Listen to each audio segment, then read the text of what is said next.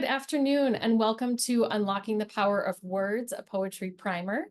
My name is Megan Mell. I'm Director of Alumni Experiences for the College of Liberal Arts, and I'd like to thank you all for joining us, and also happy National Poetry Month.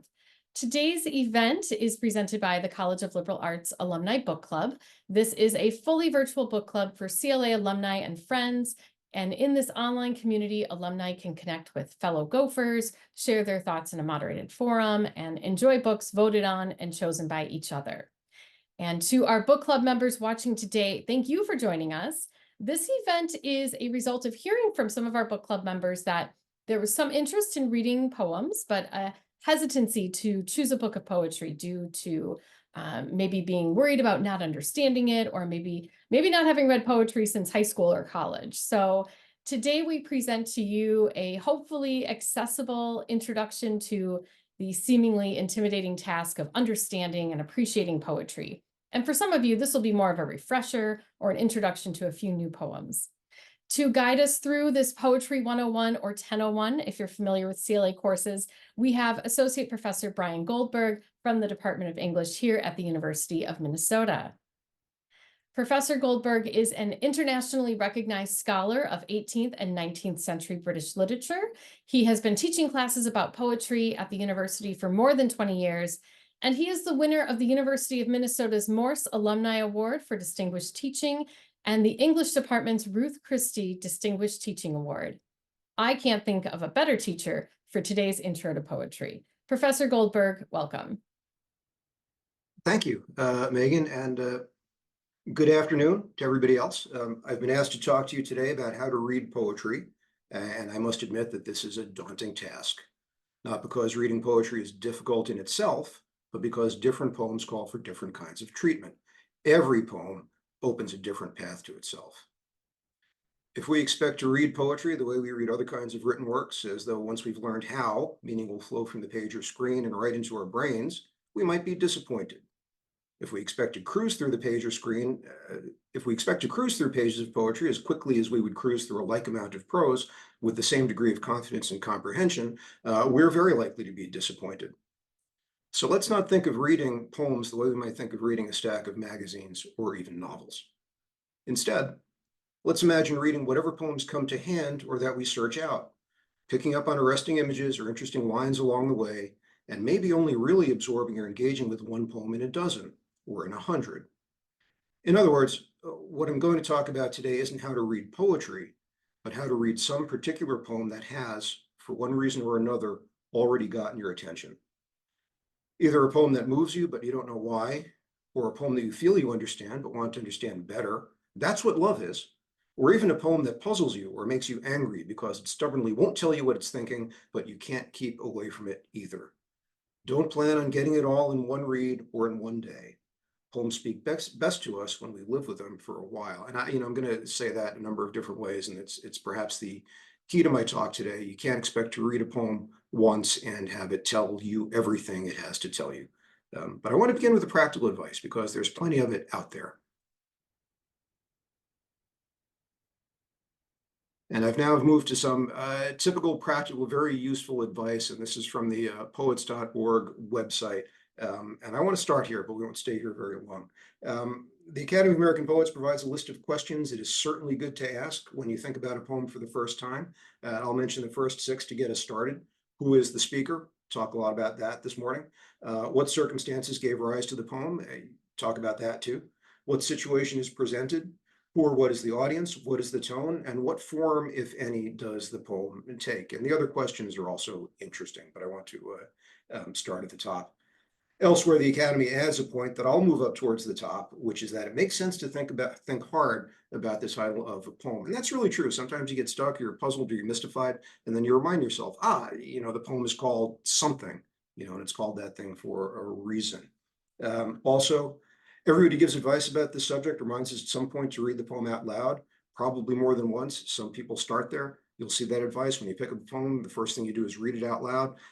It's too late for that to be the first thing to do because you're already reading it, right? But you should hear what it sounds like and hear what it feels like in your mouth as early in the process of engaging with this poem as possible. I like the list poets.org gives us because in many, many cases it works, at least in the sense that once you've answered these questions about a given poem, you'll be at least in the general neighborhood of understanding it. I don't want to give the impression, though, that one would approach a poem with this list clutched in their hand and go through the questions in order. Sometimes you'll get the big picture immediately, and then you'll want to think more about details and phrases you don't quite understand. Sometimes a few lines in the poem will seem to represent the meaning you're interested in, but you don't yet see how they fit in the context of the whole thing. As we'll see, we can also change our minds about tone from reading to reading of a given poem. In this spirit, I'll add what I think is especially important, although I don't claim this advice as my own. Similar sentiments appear on poets.org, for example. It's this: there are no poetry police, and I can't emphasize that enough. You don't have to pretend to like a poem you don't like, and you don't have to read any poem the way other people read it. Now, to be fair, we can and do distinguish among more or less convincing interpretations. If what you think about a poem depends on a personal experience that nobody else has shared, it could be that your reading doesn't necessarily have legs. That doesn't mean you can't have it anyway, but it's helpful to know that there's a difference between readings that a community of readers might be willing to entertain and ones that only make sense to us privately. And again, sometimes that private reading can be very precious to us. I know nobody else will see X or Y in this poem, but that's what I see there. And it's important to me. And that's allowed. That's not a problem. That's a gift when that happens. A related idea is that poems aren't meant to be dug into, decoded, interrogated, or solved. I'm lying a little bit about the last one because sometimes you do have a puzzle in front of you and you try to figure it out, and I'll show you a little bit of how that works for me towards the end of today's talk. But poems are, by and large, carefully designed expressions of complex and sometimes contradictory experiences. That's what a poem is. And if some poems that are difficult and meaningful take us some time to get to, that's because neither grief, loss, love, parenthood, childhood, and the list goes on, are also hard to understand, are also things that come to us and have various faces when we mean them. Poetry is about important things, and important things tend to be complex, and important things tend to have different sides to them. And so poetry about these important things is multi-sided as well. So to illustrate those principles, what I'm going to do today is discuss 6 poems that I have spent some time reading and trying to understand. 5 of these are very famous, and you may have read some or all of them before. If that's the case, it may be that what I say is surprising, or it may be that the poems still pretty much do what you think they do.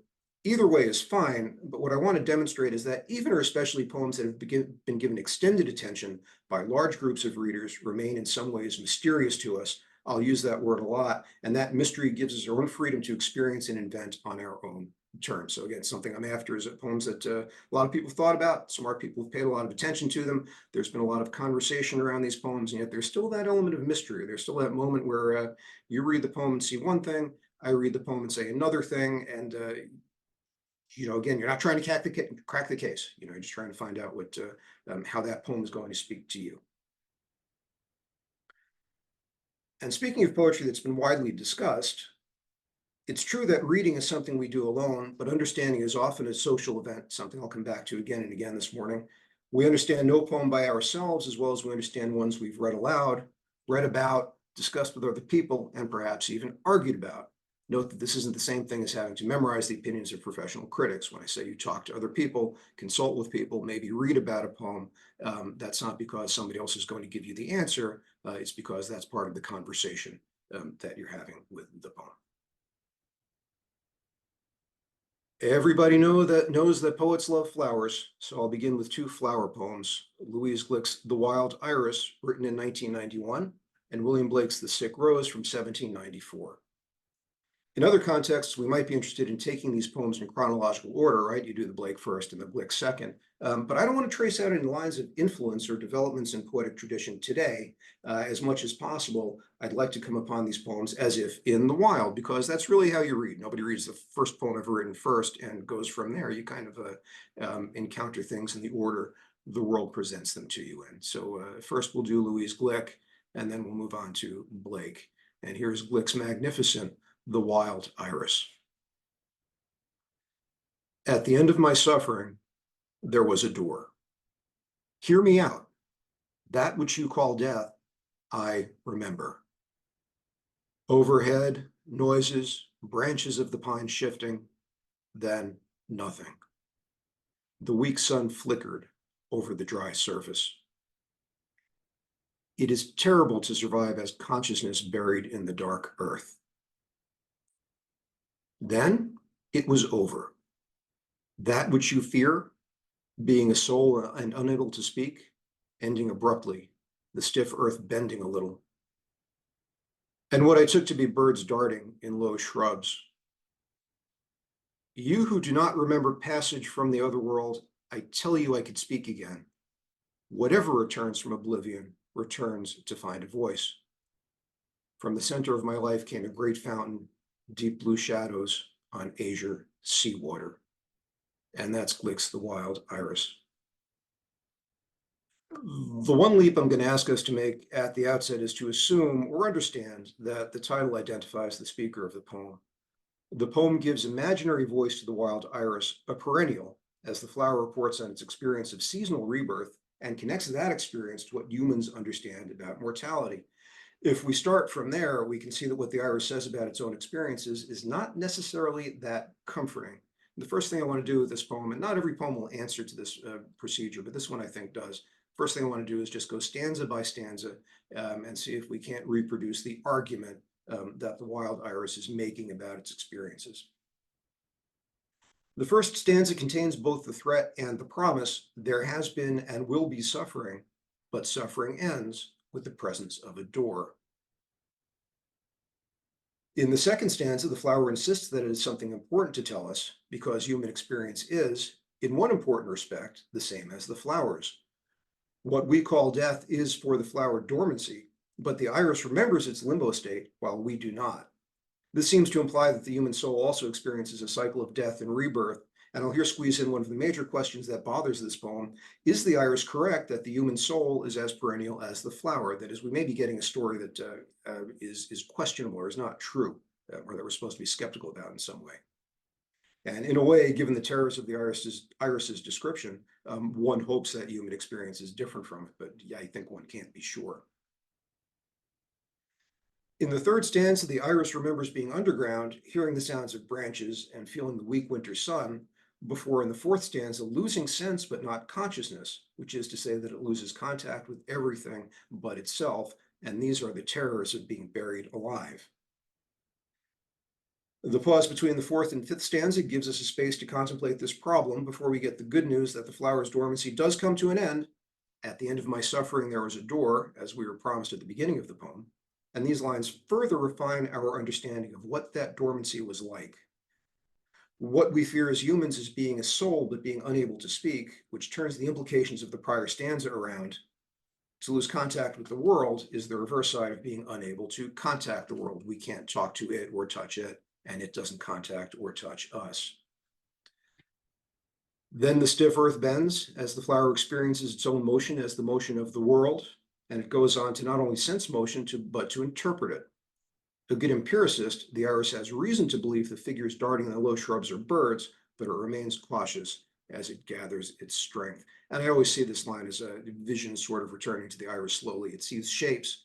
There's something darting around in the low shrubs, and it has enough recognition of the natural world to imagine that those are birds, but there's still that gap, that moment of doubt. I'm not exactly sure what environment, the iris is saying, I'm not exactly sure what environment I've come back to.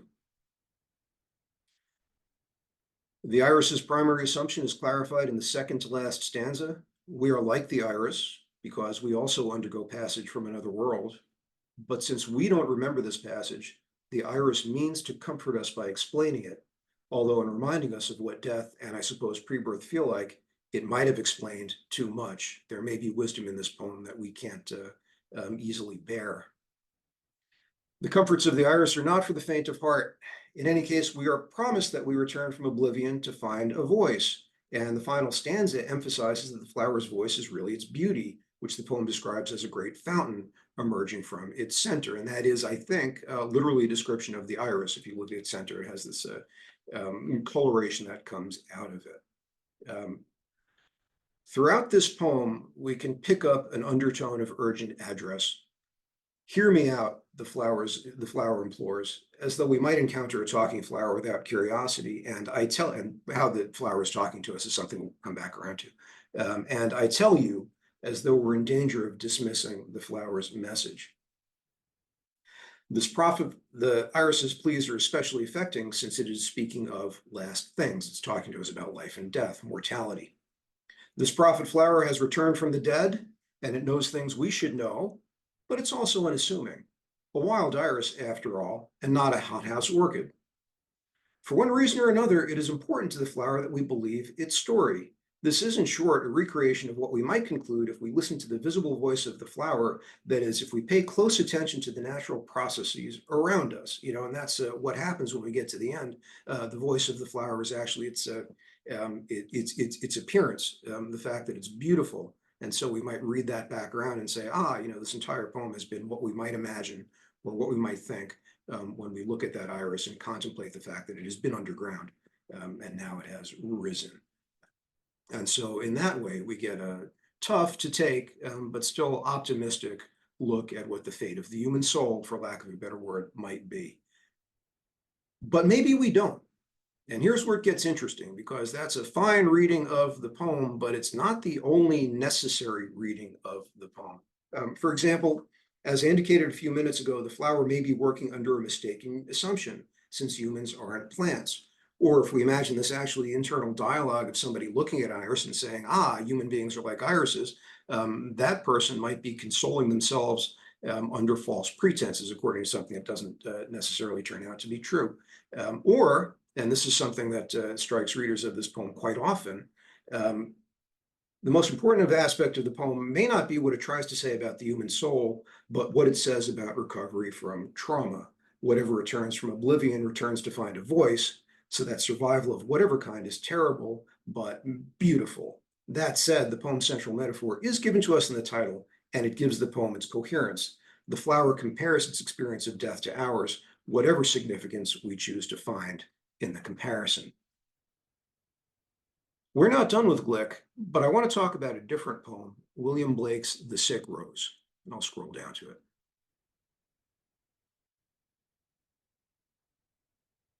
O rose, thou art sick, the invisible worm that flies in the night in the howling storm has found out thy bed of crimson joy, and his dark secret love does thy life destroy.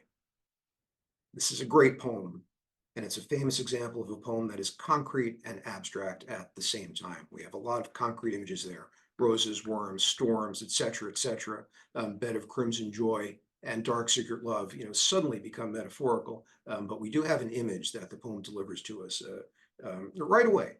And we do have a plot that the poem delivers to us right away. And one way to understand the plot is just this: a small cankerworm gets blown onto a rose during a storm and eats away at it.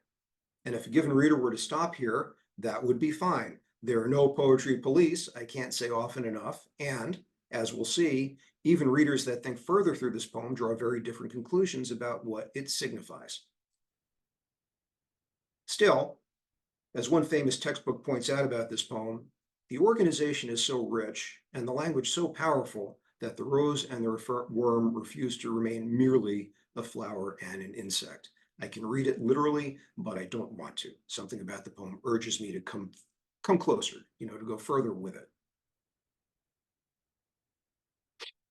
To see how this works, we can begin with the first letter of the poem, that O, which indicates that the speaker has something urgent to say, and the line which follows, O rose, thou art sick, which clarifies that the speaker is addressing the rose of the title. Already most readers, even gardeners, will assume that the rose is not merely a flower. Even gardeners who habitually address their flowers in exasperation are unlikely to adopt the forceful diction of this opening, at least until you already know the poem. And one of the wonders of poetry is how it recontextualizes itself for you. So if you know this poem, you might say, "Oh, rose, thou art sick," out in the garden, but you won't say that until you've grappled with the poem. While the wild iris reveals mysteries to us, Blake's speaker tells the rose secrets that we might have expected it to know already, mainly that it has been infected in some way by the worm. And we talk about speaker and situation, and don't take this situation for granted.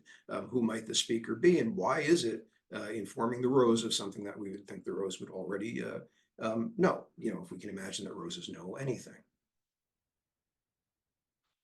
Here too, Blake's diction leads us along. This is not just any worm, but an invisible one, which could simply mean very small, but also carries the connotation of secrecy and deviousness. It flies in the night in the howling storm, which similarly could just mean that it's airborne, but the night and the howling storm convey a sense of threat, and probably this isn't how a real worm would locomote anyway, and the worm has a devious agency. Instead of lighting on a tasty green leaf, it finds out the crimson bed of the rose's joy. The worm's love is dark, again, secret, again, and destructive, as the poem has been promising all along. This is both too sinister, this is both too sinister and too dense for us to take literally. But what the symbols in the poem mean is still a matter of discussion. There are a few paths that readers have found natural. Most broadly, the poem seems to be about sexuality. The rose is a conventional romantic symbol. The worm is easily taken as phallic, and after all, the worm is noted particularly for its powers of love. So more specifically, we can say that the poem describes the threat male sexuality poses to women in the guise of the rose. That statement is not the answer to the poem, though. It just stakes out the terrain on which we are likely to operate. And here the literal might make a surprising return. It's not ridiculous to treat this as a poem about venereal disease, a special threat for Blake given the state of medicine in his time, and one that might in itself contain all the dynamics of gendered exploitation and harm we're likely to discover in this poem anyway. Alternatively, readers who take Blake to be especially interested in sexual freedom may, on the other hand, be more concerned with the darkness and secrecy of the poem. According to this kind of reading, the rose's problem is that it lives in a repressed and hypocritical world, so that, at least for the woman slash rose, all sexual experience is likely to be life-destroying, and only a conniving predatory worm would ever put a vulnerable rose in this position in the first place. This leads to a slightly more complicated possibility that at the same time the speaker is lamenting the rose's sickness, he is lamenting his own response to what we might call the rose's fallenness. Her life is only destroyed because men think it is, and the speaker wishes he were not such a man, but is trapped in the same belief system as everybody else. And when I say that, I'm gesturing towards a number of different readings, and that's the question. Why is the speaker telling the rose that the rose is sick, and what attitude does the speaker take toward that catastrophe? Is the point that the rose has done something wrong, or is the point that the world is just wrong, and different people have different understandings of how this poem works? And I'll raise a third possibility, which is that the poem is a monologue, not a dialogue. The rose laments her own situation after the fact. She doesn't need a masculine speaker to tell her that the world has gotten out of hand. On the one hand, this is an eccentric possibility. Blake's a male poet, and it feels natural to imagine his speakers as men, unless we get specific cues otherwise. On the other hand, nothing in the poem disproves this reading either. If I walk in and say, oh, that's a woman addressing herself about a problem she has, nothing in the poem stops that. And that brings us back again to the question of tone. Is the speaker chastising the rose, or is the speaker saddened by its fate? Does the speaker blame the rose for being found out, the worm for its destructiveness, or himself or herself for his or her inability to repair the harm that the rose has suffered? And what is the nature of that harm anyway? We don't need to choose. And the poem may look different to different readers at different times. And good readings of the poem are likely to include more than one of these possibilities. Having come this far with our two flower poems, we should notice at least one more thing. The two poems don't look alike. The sick rose follows conventions that would have been broadly familiar to its original readers. Blake is innovating, but his contemporaries could basically see what he was up to. Blake's lines are confined to 2 beats a line, main beats, and are probably describable as iambic dimeter. The 2 4-line stanzas rhyming ABXB are a version of the widely used ballad stanza. In fact, given the self-assumed constraints of meter and rhyme, one of the marvels of the poem is how unconstrained its grammar is. It's 2 sentences long, and neither sentence violates our basic sense of word order, although the second sentence is kind of long if you read it out loud. But if you were to write this poem out as prose, it would continue to make perfect sense. The Wild Iris is also stanzaic, but the stanzas have different numbers of lines, and Glick's occasional end rhyming is so light as to seem incidental. It gerunds in a couple of present tense verbs chime, and I'll scroll back up there just so you can remind yourself. So at the ends of lines, we've got suffering, shifting, we've got nothing in the middle of the line, and then being, and Glick lets earth rhyme with itself, and rhymes with death too. You know, if you look back along the off rhymes with death, if you go back over the line endings. Some readers will take some convincing before they accept the idea that these repetitions in sound are meaningful. And certainly there's nothing in this poem that is insistent or as memorable as Blake's rhymes, worm storm and joy destroy. Also, Glick is writing classic late 20th century free verse, which means we'll drive ourselves crazy if we try to count beats per line. She just isn't confining herself that way. That's not how she works. On the other hand, it's fair to ask why the stanzas have their varying numbers of lines. The numbers of lines builds up and then descends. And it can be very valuable to pay attention to when and how these lines break. It is terrible to survive as consciousness gives us a situation. But before we get there, it's just terrible to survive. And then you get a break. I'm looking at the 1, 2, 3, 4th stanza, right? That which you fear, being a soul and unable to speak, also gives us a statement. And that's 1, 2, 3, sorry, 1, 2, 3, 4, that's the 5th stanza. Then it was over. That which you fear, being a soul and unable to speak, gives us a statement or condition. But then it was over. That which you fear, being, if you read at the line break, that is giving you a different kind of statement. What we fear is being, which includes death, but also includes life, which also includes the pain and terror, according to the terms of this poem, of resurrection. Other kinds of line breaks bring us more rapidly and may be there to establish a kind of rhythm. In the final stanza, the verb came wants its object, the great fountain, and the adjective blue wants its noun, the shadows on Asia's seawater. In this way, Glick really knows how to stick her landing. I've pointed out that in one way or another, it's possible to understand the speakers of the sick rose and the wild iris as characters in conflict, and that's where some of the action comes from. So we sometimes want a poem to say one thing, but it's actually arguing with itself about its own subject matter. Internal conflict becomes explicit in Elizabeth Bishop's One Art, although on our first time through the poem, it might take us until the end to understand who its addressee really is. And I'll scroll down and we'll have a look at that. Scroll down and have a look at that. The art of losing isn't hard to master. So many things seem filled with the intent to be lost that their loss is no disaster. Lose something every day, except the fluster of lost door keys, the hour badly spent. The art of losing isn't hard to master.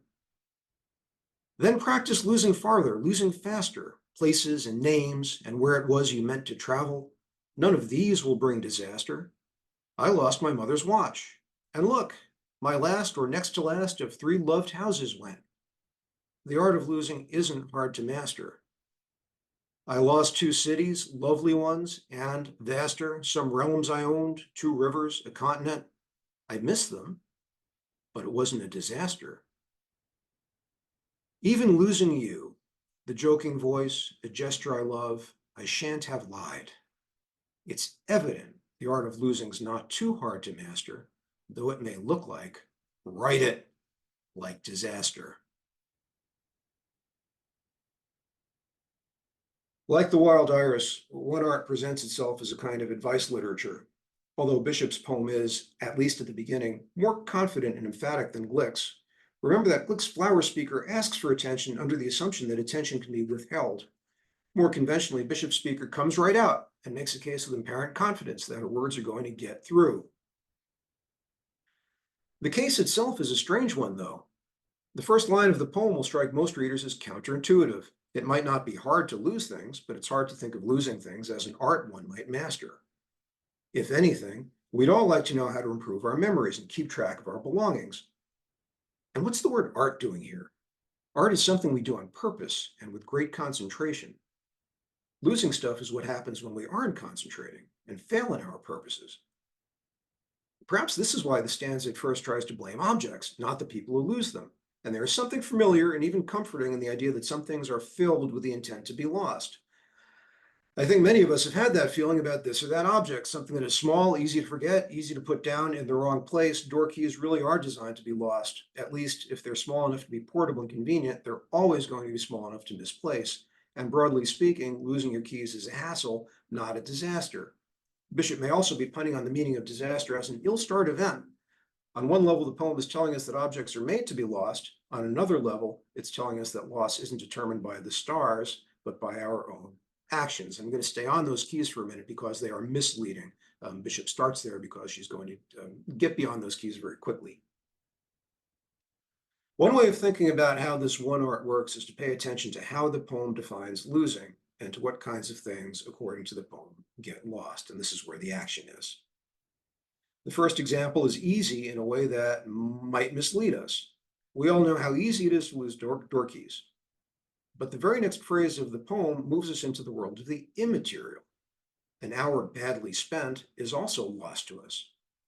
It's harder to claim that hours are trying to be wasted, although that's probably a familiar experience as well. When you say, where did the time go? It's as though somebody else had taken it from you. And reading along, we next see places and names and where you meant to travel, a set of lost items that presents us with yet other questions. We can lose places and names in more than one way. For example, by forgetting them. Losing where you meant to travel could also mean that you forgot your plans, but it more likely means that you just never got around to taking the trip you had in mind, either because you were distracted or due to some other interruption. What's great about this is the recognition that we can also lose future possibilities because of what happens to us or what we fail to do in the present. Then the poem comes back down to the concrete, but with a difference.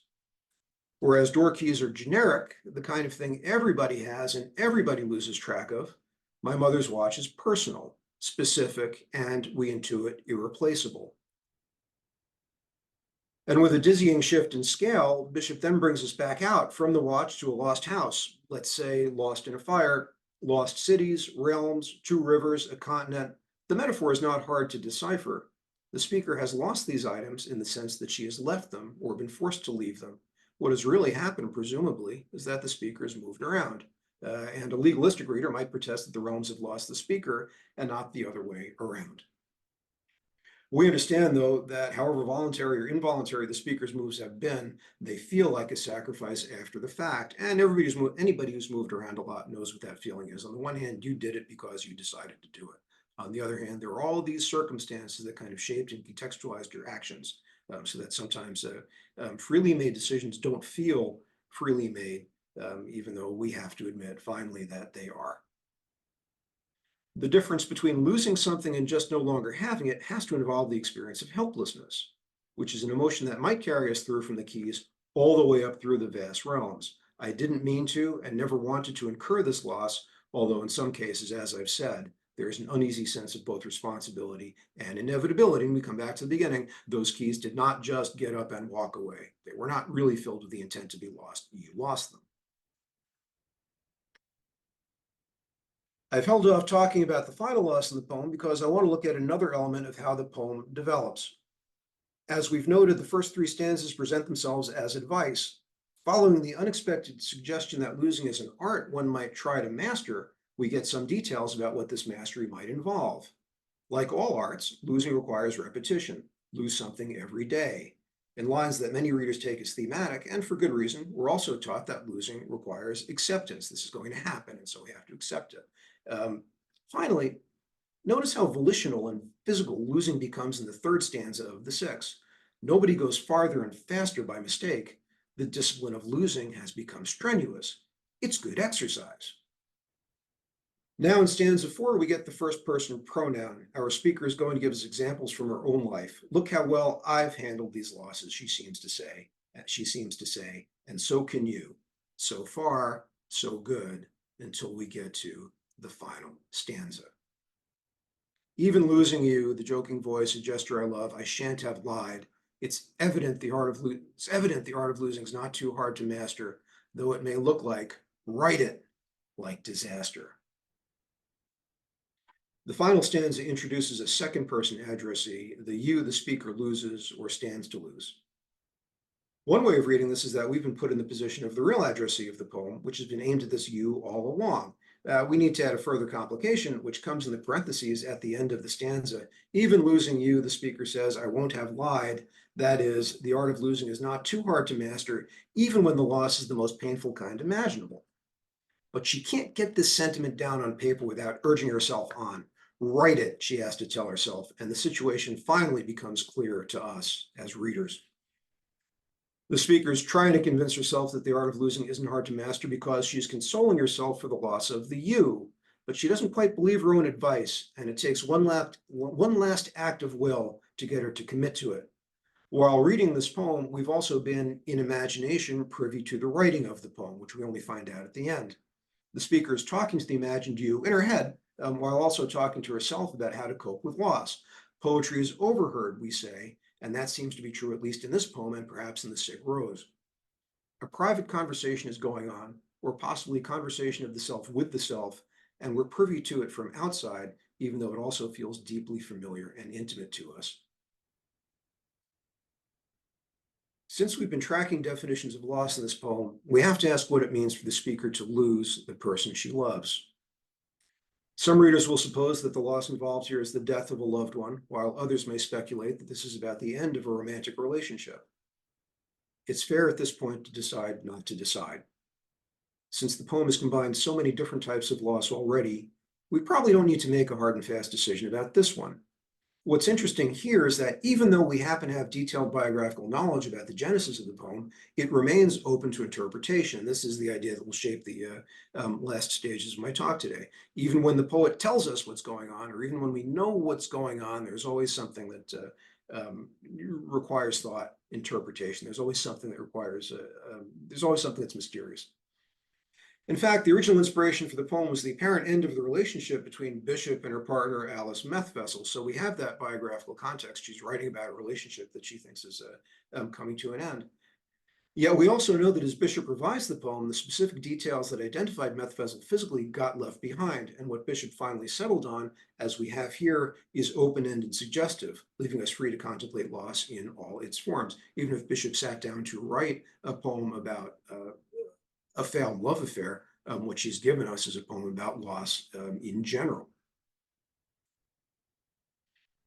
One art doesn't look like the sick rose or the wild iris either.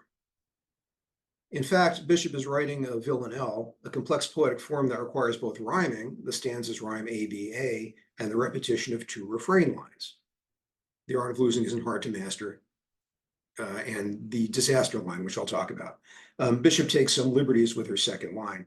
The second is always one version or another of the idea that loss is not a disaster, but she changes up the language.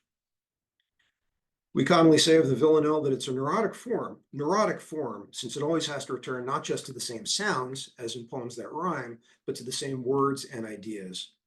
And so it proves to be here.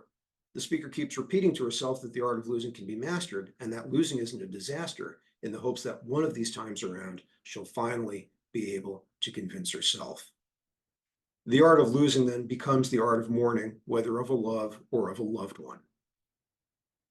Glick's Iris's sermon may provide some chilly, scary spiritual comfort regarding human mortality, but Bishop's speaker has evidently no such comfort to turn to. The subject of mourning and loss has always been of interest to poets. In 1798, William Wordsworth wrote what we take to be another such poem, "A slumber did my spirit seal," and I'll scroll down to that.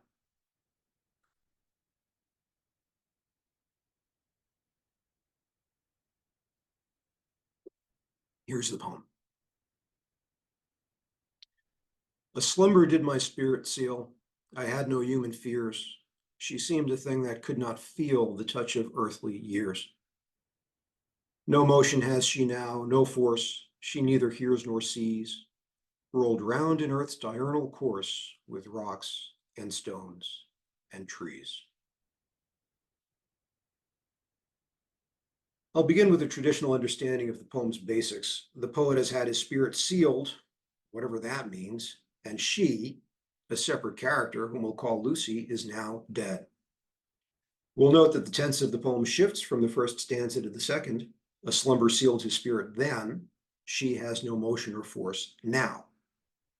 Let's take the shift in tense as a cue to our reading, with the understanding that we're defining the relationship between the second stanza and the first, what's happened between stanza 1 and stanza 2. Here's a more extended paraphrase of stanza 1. My spirit used to be sealed. I wasn't worried about human mortality. And Lucy, whom I loved, seemed as though the years could not touch her. Here's a paraphrase of stanza 2. Lucy is dead and buried now. What is the relationship between the second stanza and the first? We sometimes say that one characteristic of good poetry is that it is reluctant to make direct statements about how the speaker is feeling. Bishop's speaker does everything she can to not say what's on her mind, which is something like, I don't know if I can bear this loss. And Blake's speaker never says out loud what he or she or we might, or what he or she or we might think about who we should blame for the secret loves of invisible worms and the destruction of roses.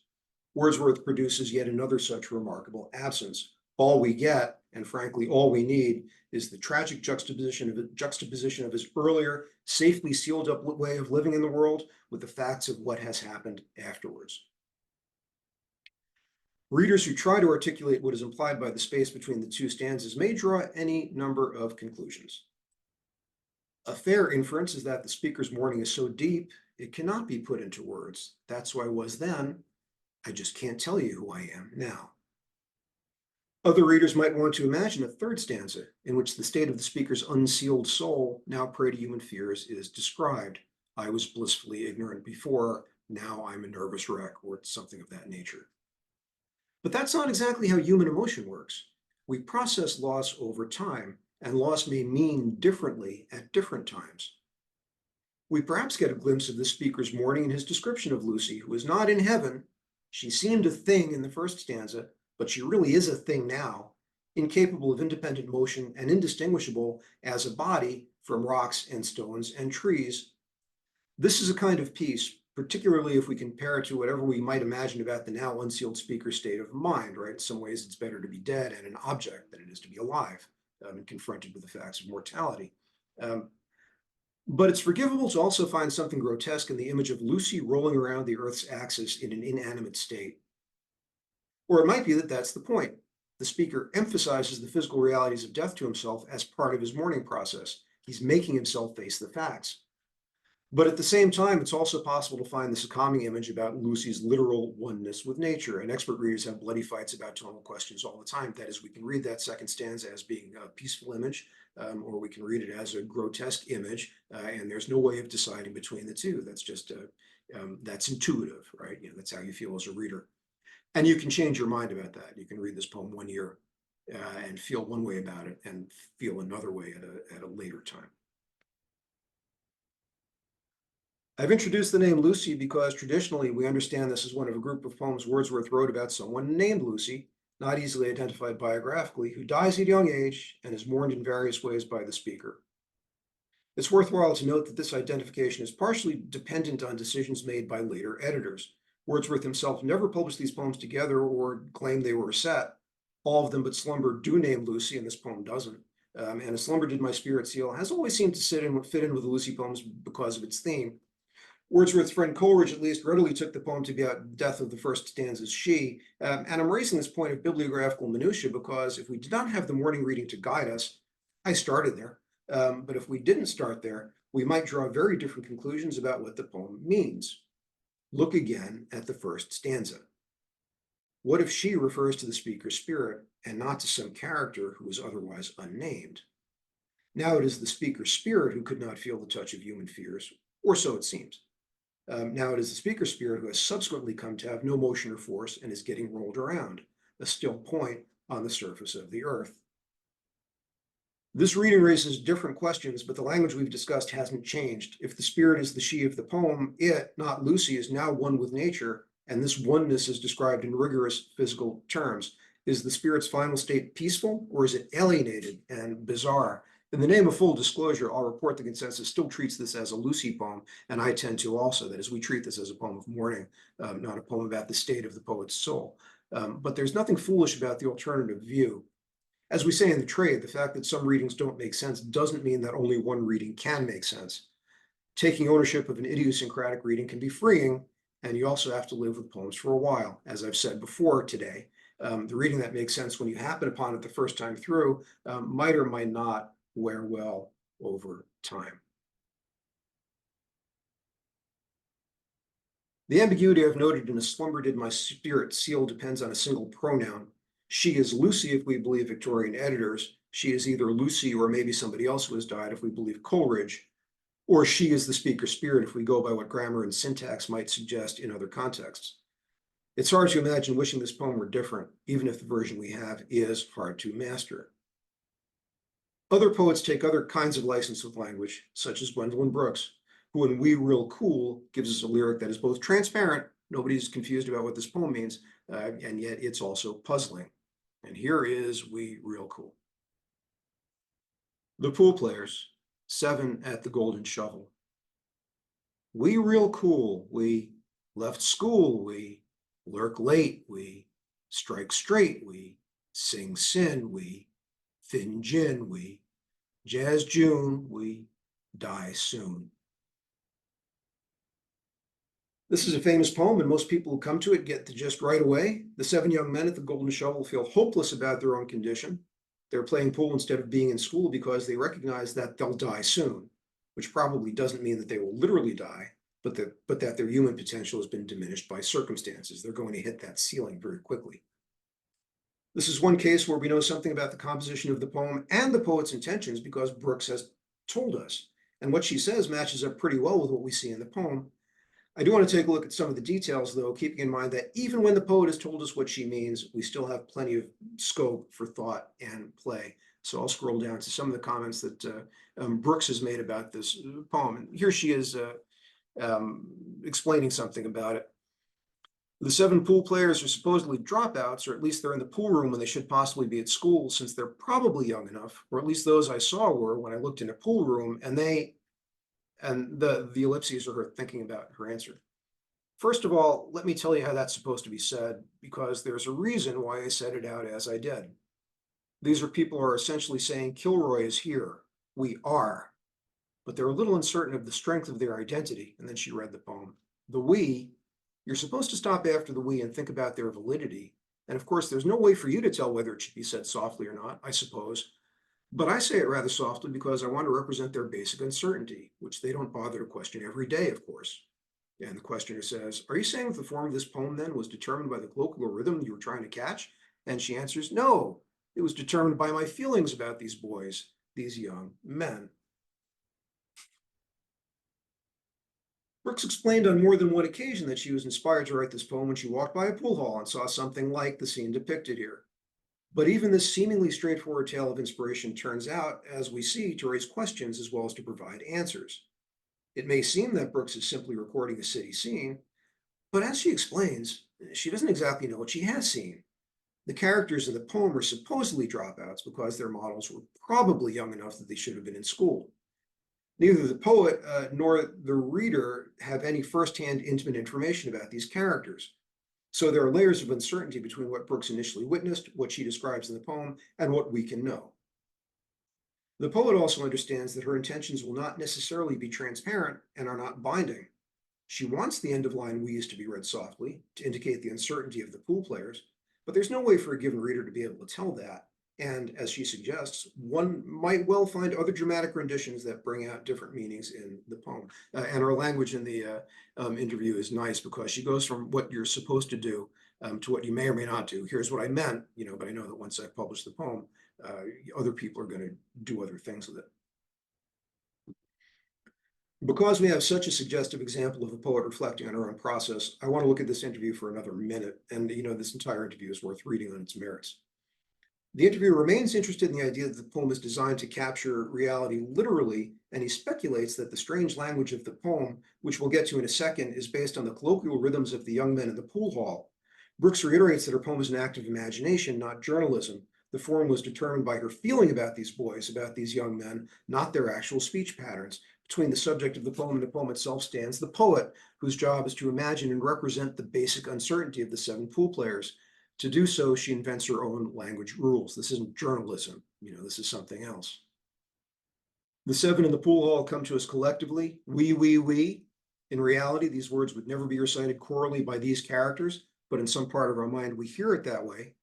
And their expression is highly compressed. Let me scroll back up to the poem so we can see it.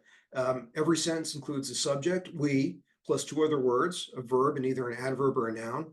All are words of 1 syllable, and the adverbs and nouns rhyme perfectly within stanzas. Cool school, late straight, sin gin, June soon.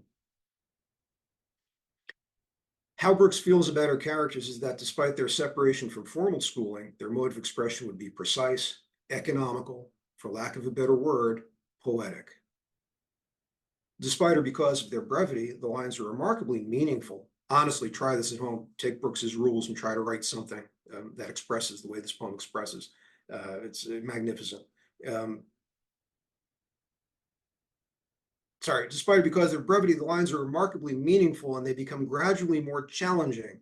If we say that we already know what cool means, which in itself delays some important questions about the poem, we can usually agree about what it means to leave school, lurk late, and strike straight, although the last does give us some competing possibilities.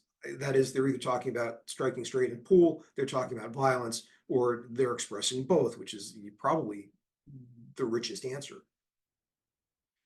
Singing sin also veers toward the metaphorical, but when I've discussed this question with readers of the poem, we usually arrive at a pair of convincing options. Either the 7 praise actions that mainstream society might find objectionable, we sing sin, meaning we praise things that other people find sinful, or more literally, they enjoy the kind of music, jazz and blues, for example, that the mainstream regards as sinful. But note that this is really a difference of emphasis. Oh, I think they thin gin because that makes the bottle last longer. You water it down. The final stanza contains what is probably the poem's most mysterious line. What does it mean to jazz June? Again, I'm interested in what the poet can tell us and what she can't tell us. Here's another quotation from Brooks, and I'll skip down to a different interview about this poem. Instead of asking myself, why aren't they in school? I ask myself, I wonder how they feel about themselves. And just perhaps they might have considered themselves contemptuous of the establishment, or at least they wanted to feel that they were contemptuous of the establishment, might want to thumb their noses at the establishment. And I represented the establishment with the month of June. And this is great. We've got a poet telling her this is what the symbol means. You know, our questions are answered. I represented the establishment with the month of June, which is a nice, gentle, non-controversial, enjoyable, pleasant, fragranced month that everyone enjoys. Some people have considered the word jazz a sexual reference. That was not my intention, though I have no objection if it helps anybody, but I was thinking of music. Lest we relax, because we now have the answer, though, I'd better point out that Brooks has resolved a metaphor with another metaphor. We know what it means to literally thumb one's nose, but how is jazzing the same as showing disrespect? What does that have to do with music? And how, if at all, can we reconnect the figural June equals the establishment to anything literal within the poem? More thinking can be done to unpack the relevant set of associations and images. Picture an ideal June wedding, for example, held on a green lawn, and hold that picture up against a hot, dark pool hall or jazz club, and we may be close to one kind of understanding of this line. But what I think is important here is that we don't grasp the significance of the line only by paraphrasing it or transforming it into another language or reporting back to each other that Brooks says that June equals the establishment. We follow the line through a body of associated sounds, images, and ideas. In this way, a poem like We Real Cool becomes virtually cinematic. We see it as a movie with a soundtrack just when it's most resistant to explanation. So here's another secret. Those of us who discuss poetry for a living sometimes complain when readers free associate instead of engaging with the range of meanings or even of feelings a poem explicitly gives us. In some cases, though, working freely through associations becomes part of the point. We've already seen how Brooks, a master at her craft, accepts the idea that different readers will move through her poetry in different ways, even if those ways are different from what Brooks was thinking about during the act of composition. Here's one more poem that purposely invites us as readers to unlock the power of its words. And I'll go quickly because we're going to run out of time and energy very quickly, but I do want this poem on the record. Here is Kimiko Han's Foreign Body. This is a poem on my other's body. I mean, my mother's body.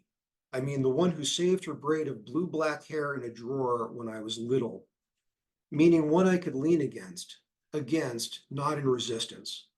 Fuzzy dress of wuzzy one, red lipstick one, kitchen one, her one to me.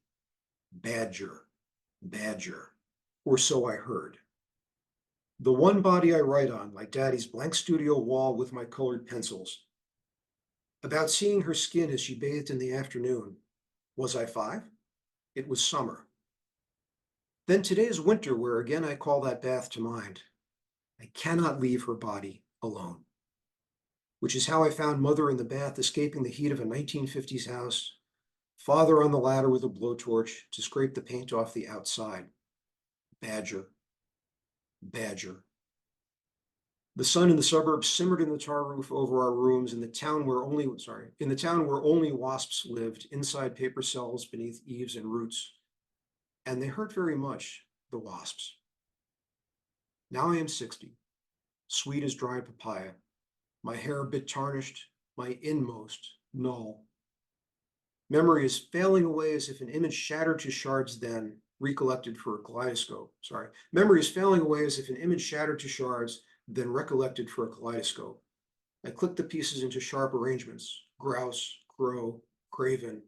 No, now my own daughter turns sovereign.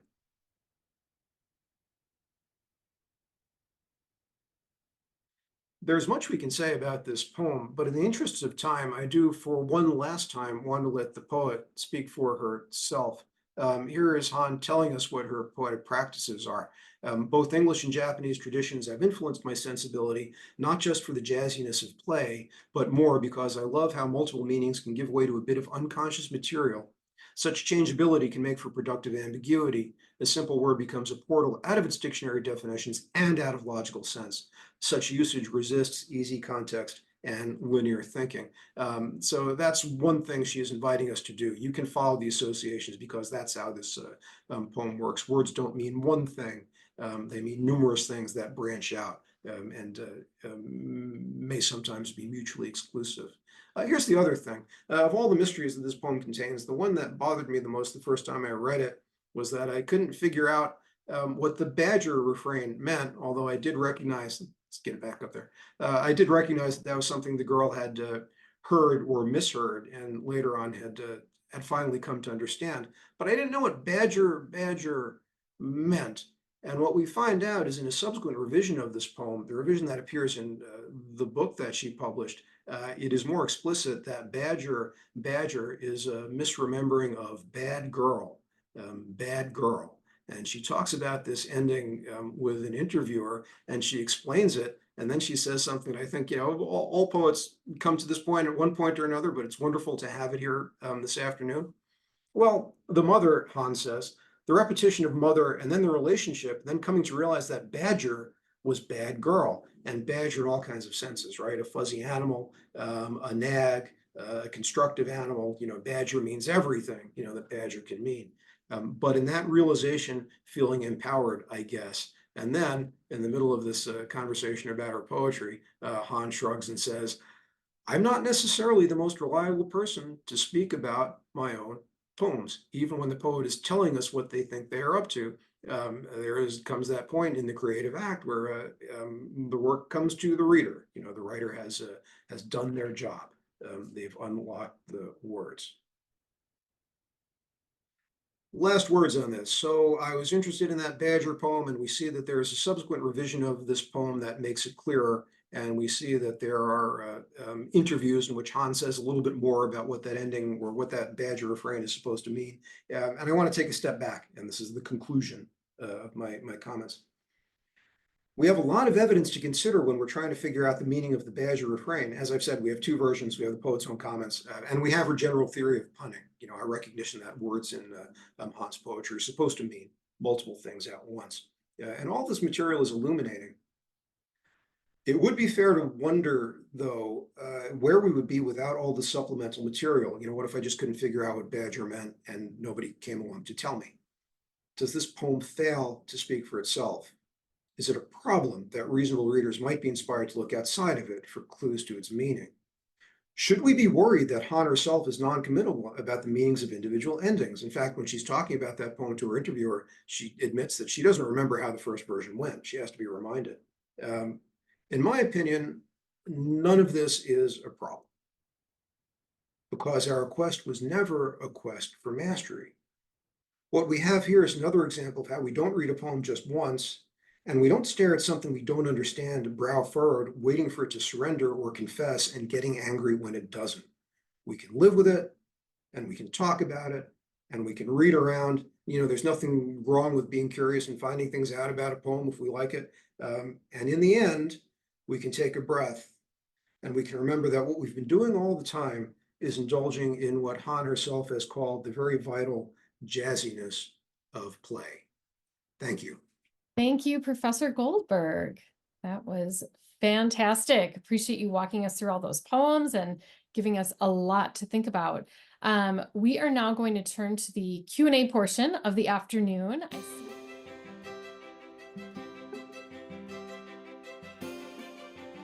Professor Goldberg, our first question is modern poetry the, quote, best words in the best order? No. Yeah, a yes or no question. The answer is if it's good poetry, then it is good words in a good order. But that's I'm making a joke, but I'm not really, because I'm concerned. And when I say concerned, I mean generally I'm concerned about our concern with the evaluation. Strictures like that suggest that what we're really supposed to be doing is sorting the poems so that we know which ones are really good and we know which ones are okay and we know which ones are can be readily dismissed. And that's just not my approach to the thing. So I'm not being stubborn when I say I don't know what the best words would be, or what the best order for them would be, or how we would know, if we were reading a poem. So I don't think modern poetry is the best words in the best order. I don't think any poetry is the best words in the best order, in principle.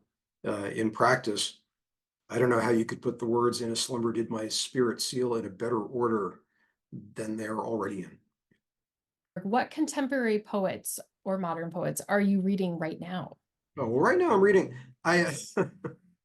Here's a story. I was teaching a class on, and we started with romantic poetry, and then we moved on to a selection of 20th century / contemporary poetry. And before spring break, I said, and after spring break, we'll be talking about Derek Walcott. And this is it's a turning point in the class because Derek Walcott is the first living poet we'll be reading. And when we came back after spring break, Derek Walcott was no longer alive. So I had to say that, A, did I kill Derek Walcott? And also B, Louise Glick is now the first living poet on our syllabus. And that was kind of my go-to for your reading right now, except in 2023, Glick passed as well. Contemporary poet I'm reading now, I was talking about Kimiko Han because I'm reading her, because I have her latest collection, Foreign Bodies, in my hand, and that's a poet who I find very compelling right now. But I'd still say read Louise Glick, even though she stopped being contemporary in 2023 and became something else. What are your comments on AI generated poetry? This is terrifying, isn't it? And because my comments will not help us, but I can tell you what I'm worried about. On the one hand, once we approach the prospect that an element of poetic writing is its capacity for play, and once we accept that an element of poetic writing is the fact that we can associate about individual words or sentences or context and go in multiple directions with it, then I'm not sure what happens to the human being as the author of that. And of course, we've always had various kinds of ludic writing. There have always been, the 20th and 21st centuries, contemporary poets are very interested in kinds of writing that don't depend on that subjectivity expressing itself, that depend on multiple authors or depend on randomness or depend on some other way of generating poetic language that isn't just the expression of a mind in conflict with itself. So my talk is very traditional that way. So if we take the next step, I can't say that AI poetry can't be poetry because a human being didn't write it. I had a student get something very wrong in a class. She was looking for an example of something she was trying to talk about in a very long poem, Elizabeth Barrett Browning's Aurora Leigh, and she ChatGPT'd it up, and she handed me the essay with the excerpt from Aurora Leigh in it. And of course, the excerpt did not exist. It wasn't from the poem, it wasn't from anywhere. It's something that ChatGPT had just generated because that's what it does. It doesn't know what it's trying to do. It just knows what language is likely to follow what other language. So I did there in my hand have an example of AI poetry presented to me as something else, but I knew what it was, because I knew it wasn't I knew that language wasn't in Aurora Lee. And I'm going to confess, and I may lose my license for saying this in public, but I'll say it. Looking at that poetry, I knew it wasn't Elizabeth Barrett Browning, but I'm not sure I could have told you, except that I had the wider context, that it was not by some other person. I'm not sure I could have said, aha. With prose, you can tell. With prose, it's really easy. But with poetry, I don't think I could have said that this is not something a human being generated. And I'm also not sure what I would have made of it, if I'd been asked just to evaluate it as a piece of experimental writing. Being scared of the future doesn't help because it's coming anyway. And AI poetry, those generative language interfaces that we use can be mighty helpful in a lot of situations. Colleagues I have already use them just to sort of help organize classes and do things that would just take a lot longer to do. So I guess my real answer is, why not? I mean, if an AI can generate something that is interesting to us linguistically, then, that's just another source of pleasure and interest. And, I'm going to optimistically stop answering that question right there. In your experience, how could a student approach Marianne Moore's poetry? Her poetry sometimes sounds very complex and hard to understand. Yeah, so Moore is a good example of it. Here's the answer. Get the big picture first. What's the Nautilus doing? I'm not going to recite that poetry from memory because I can't. But you got a poem about Marianne Moore about a Nautilus, and get the big picture. What's the poem doing? What's the story? What are the basic contentions? Wade through, that's the fish. Wade through black jade. What images am I being asked to work with? And remember that because she has such a it's not unique to her, but it's specific to her. She's constrained by syllable count. If people don't know, that's Marianne Moore's kind of at the heart of her experiment. Is she's one of the few poets in English who's writing according to syllable count, not according to stresses or rhymes or anything else. And so that really wrenches her language in really fascinating ways. So when you don't understand it, it's okay to say, okay, this is why I don't understand it, because she has to obey the syllable count before she has to obey the rules of normal English grammar and syntax. But still, that's take it from here first, grab the image you love, because she's got such a visual, she's got such a rich visual imagination, and then go in from there. And if you can't paraphrase everything, that might be okay. The challenge isn't always just to paraphrase or answer everything. And memorize those poems. Like I would memorize a Marianne Moore poem before I would try to say what it meant. Any suggestions for introducing my 10-year-old to poetry? He just started learning it in school and has already said he doesn't like it. I hesitate because I don't know what he's reading that he doesn't like.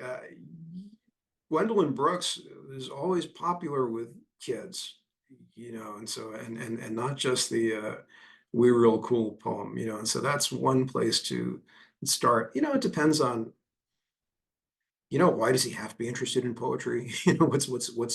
What's this child interested in instead? It's very easy, especially when you're 10 or 12 or 15 or 25, to just say, I don't like poetry, and that relieves you of a whole realm of human experience that is challenging and that you don't have to worry about. Brooks is always well received, but then it's also, and I know because I saw the questions that were that people raised when they registered for this session. If you can convince young people that song lyrics are also a form of poetry, then you're halfway there. In a sense, if he's likes contemporary music, he already likes poetry, and that's an imperfect fit, but it's not a bad fit. But what's your favorite song? What do you like about this song? And we'll find this in the poems as well. So. I read that "We Real Cool" was once banned in schools in the South. Are you aware of other poems that were once, or maybe currently are, banned in some parts of America? I don't know which poems are. I know Allen Ginsberg's "Howl" went to trial. It was very famously. I saw the best minds of my generation destroyed by madness, starving, hysterical, naked. And why wouldn't you want kids reading that? But that Ginsburg was actually a famous case, because and a wonderful, just another terrific poem, and actually went to court for being banned. And that was one of the mid-century cases we have, where a judge had to come along and say, even though this is profane, even though it's sexually explicit, even though there are words in this poem that we don't like to use in polite company, it's still art, and because it is artistic expression, it's protected. I think it was a First Amendment finding. I'm not swearing to that, but it was at least found to be not pornographic. Which, by the way, if you want to get kids interested in poetry, depending on their temperament, Ginsberg's another one that works sometimes. Sometimes how again with the idea that it's long and you're not going to get all of it. But just read the first 20 lines 20 times. And you'll have something. So that's an important example. After watching The Green Knight, a movie I also enjoyed, I'm inspired to read Sir Gawain and The Green Knight. Any suggestions for other Arthurian poems or stories to read? Sure. I mean, I'll stick with I'll stay in my lane a little bit and say you can read. Actually, the answer to that is T.H. White's The Once and Future King. If you've got nothing in front of you, and then you have The Green Knight, and you want to read about Sir Gawain and the Green Knight, I'd say that T.H. White's The Once and Future King, a book I loved when I was 11 and still do. So it's just it's richly suggestive, across a broad range. That's the book you should run out and read next if you're just trying to get into King Arthur. And I was going to say, but I don't think I'd start here actually. But Tennyson's Idylls of the King are there. That's dense reading too. That's narrative poetry. But I'd look there too. But I'd go to T.H. White first. And frankly, if you can get your hand on Mallory's Morte d'Arthur, that's the medieval prose version, and he collects a lot of the tales. You can read through that, and that's actually readable too. So that's I wouldn't cross that off either. But yeah, start with the White is the official answer to that question. Do you think reading a poet's selected letters is helpful to understand the poet's life and poetry? Yeah, I do. I was kind of gesturing at this at the end of my talk. On the one hand, we have this, it's really puritanical, isn't it? Like the poem should just speak to me, and it should be me in the poem, and I shouldn't need this extrinsic information about it. On the other hand, I had a professor who used to say, the more you know, the more you know. And I think that's just a great motto. If you're interested in something that somebody wrote, why not be interested in that person's life? Why not be interested in that person's career? And of course, if somebody's a good poet, they're probably also a good letter writer also. So that's just, don't think of, if you're reading Elizabeth Bishop's letters are great. Keats's letters are famously art. And you don't read these things just so I can then get the answers to what the poems are about. You read these things because they're intrinsically of interest. And again, I'll come back to a point I made during the talk. And just when you think, aha, I've got it because I know what this poet's about, then the language kind of slides out from under you. You find the letter where the poet is explaining, here's exactly what I was doing when I wrote this poem. And you say, aha, when you go to that poem. And then if you're paying attention, suddenly it's not doing that thing, it's doing something else instead. But yeah, I read as many poet letters as you can get your hands on. I think that's a great thing to do. What are some of your favorite poetry writing prompts? I don't teach writing. I only teach reading, which is a funny thing. But something that I've seen generate interesting writing. Photograph prompts are always good. Here, take either chosen randomly or chosen carefully. Here's a picture you get in a magazine or online or something, and write the poem describing what you see, or what it feels like to look at this poem. And that's not a bad way to go. There's a whole, this either is or isn't legitimately a genre, but we talk about the ekphrastic, and there's a long story about why we use that term, but it's writing that describes art. And I actually think that's just interesting because it draws on your narrative sense. If you're looking at a piece of art that's telling a story, it draws on your descriptive sense of what you really want to attempt to capture in your writing is what the thing you're looking at looks like. And of course, you discover that, what you do in a painting or in a sculpture just isn't the same thing as what you can do in a poem. So any visual based prompt, I think, can be very helpful. I can come back to that, but let's see what other questions are. Isn't it possible? I thin gin refers to how kids dilute liquor after drinking it so no one knows. And in this way, it sets up a cycle of sinning and behaving badly, and then celebrating that behavior only to continue behaving badly. Yes, I mean thinning gin. When I was talking about that, that's the alternative. I said it's because it makes the bottle go faster, but it's also shorter, so your folks don't catch you. And the thing I like about that reading, perhaps better than the one that I touched on in my talk, is that it situates those. Brooks does herself. She calls them boys, and then she calls them young men. And when you have that thin gin, don't let dad know we got in the liquor reading, it really situates those characters just on the cusp between childhood and adulthood. They should be in school, they're not. They're in the pool hall, but they still have to sneak home and drink their parents' liquor and hide from them, right? So there's something, maybe that perpetuates bad behavior. I guess it does. But what I really think is interesting about that is it shows you that they don't quite have their own money. They don't quite have their own lives. They're not really adults. They're kind of acting like adults, but then there's still that relationship to the real adult world where they don't have their freedom, right?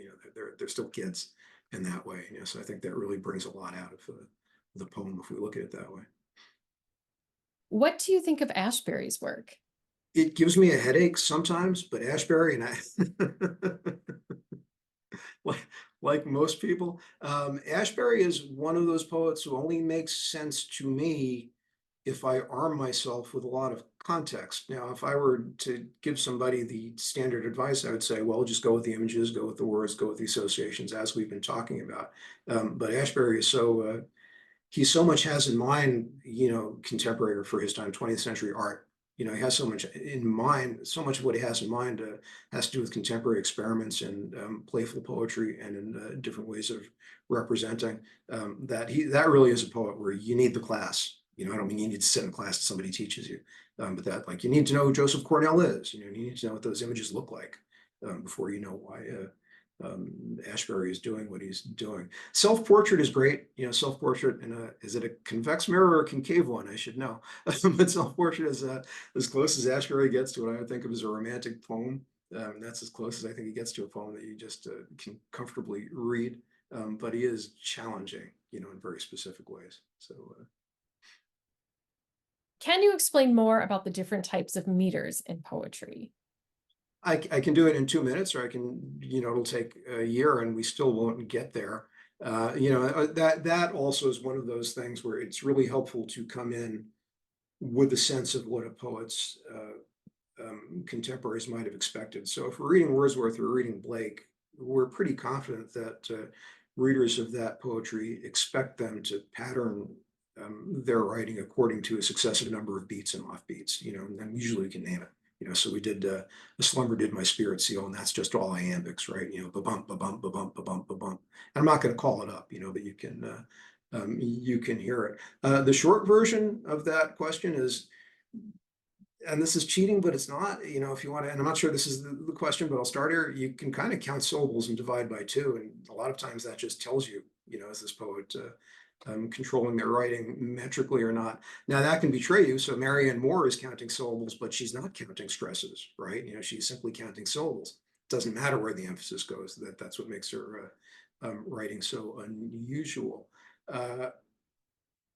And sometimes I start there, but then sometimes I don't, because I really, not to dismiss the importance of the question, because I spent a lot of time on that. And I've spoken to a lot of people about how we think about metrical patterns in poetry.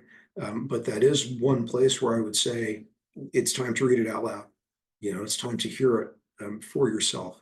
And sometimes your dramatic reading isn't going to be patterned metrically. And sometimes it is. Sometimes you pound it out the way the abstract pattern would have you pound it out. But I think just what those rhythms of performance are, to my mind, are more important for us than having a name for the different metrical feet. So that both is and is not an answer to that question.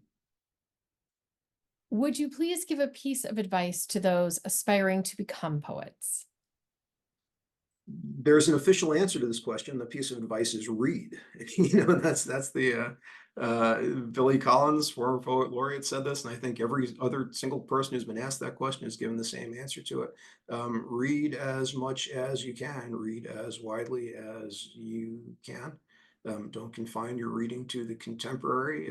Collins, you have to read Prelude and Paradise Lost, which I think is great advice. Although it's hard advice to follow because those are very long poems. Read everything you can is one answer. Do read contemporary poetry, do see what people who are alive when you're alive are doing. And that's really easy to do. The Poetry Foundation has a website and it's just magnificent. You can just go on there and they've got a poem of the day and they have many poets listed there. And you can kind of read around and feel around and see what is interesting to you and focus on that. But, when you're doing something, it's like anything else in some ways. When you're doing something, the two ways to do it are to do it and to study how other people who do it well do it. So I suppose I should add that. Read is one answer, but the other half of the answer, of course, has to be right. You can't just sit around saying, I'm going to be a poet. You have to kind of sit down there and commit yourself to some lines, and that's the only way it happens. So.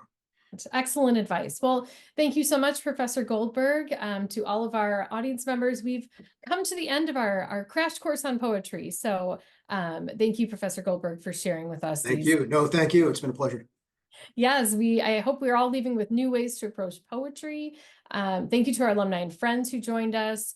And hopefully you're also leaving with just knowing a bit more about poetry and that you might find a poem that is meaningful to you. As I mentioned, we will share out this recording following the event, so in a couple days, and we'll also put some resources in there. So certainly a reminder of the poems that we reviewed today. I know we did have a question come in about, can non-degree seeking students take poetry classes? So we'll follow up with some information about that as well. And of course, more information about the CLA Alumni Book Club, including how to order current books from our independently owned university bookstores, can be found on the College of Liberal Arts website. So thank you all again and have a wonderful afternoon.